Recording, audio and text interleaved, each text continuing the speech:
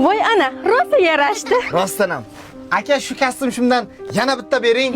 Ikkita formani nima qilasiz? Akam bolasiga bir xil qilib olamiz. Har yaxshi ovqatda chaqirganimiz yetmagandek, qachon qutularkinmiz bulardan? Voy dada, motosikl bering, motosikl bering. Va, zo'r ekan-a. Lekin bunga pulim yetarmikan? Voy bu, o'g'lingiz ko'ngli ketdi. Olib bera qoling. Ha, bo'pti. Aka shundan ikkita bering. Ana seni ko'ylagingga degan pul bor-ku, shuni ishlab turamiz. Ko'ylakni keyin safar olasan, bo'ptimi? Aka shu qizilini ham bo'rab bering. Akamning o'g'liga-da. Shu dardisarlardan qutulamizmi, yo'qmi? Dada, kaptagama bering, dada. Bo'ldi, bu yoqqa yur, hozirga koptaga olsak, amakining o'g'liga ham olishimiz kerak bo'ladi. Jonimga ham tegdi bu tekin tomoqlar. Xullas, ustaka kelajakda hovlini shu joydan ikkita bir xil uchastka solmoqchiman. Bo'ldi aka. Hozir.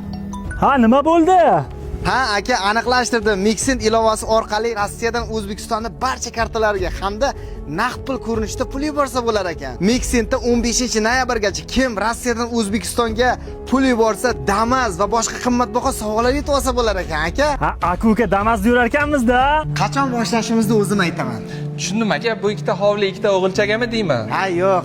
Bittasi akamning o'g'liga. Lekin ikkalasi ham bir xil bo'lishi kerak. Nima? Menga qarang, shuncha narsani akangiz uyiga tashganingiz yetmaydimi? Kamiga endi uyni yarmini ham berasizmi? O'zi qarzga botib yotgan bo'lsangiz, qachongacha bu gadoylarni sudraysiz? O'chir! Bir yildan beri hech qayerda ishlaganim yo'q. Lekin qorning to'q, usting bu. Shu pullarni qayerdan kelayotganini bilasanmi? Yo'q. Siz yurganimni eshitib, ana shu gadoy deganing akam bir yildan beri menga pul jo'natib turibdi. Qarzga kirganimni eshitib, ularni ham to'lab yuboribdi. O'sha pullarga o'g'liga uy qilmoqchi edi. Ishim yursa, o'g'liga uy qilib, akamni xursand qilmoqchi edim.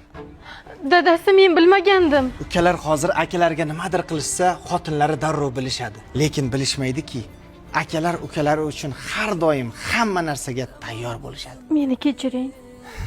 Xotinlarning eng yaxshilari aka-ukalarni bir-biridan ajratmaydiganlari deydiganlar. Bitta like bosib qo'yamiz. Qadri baland, mehribon aka.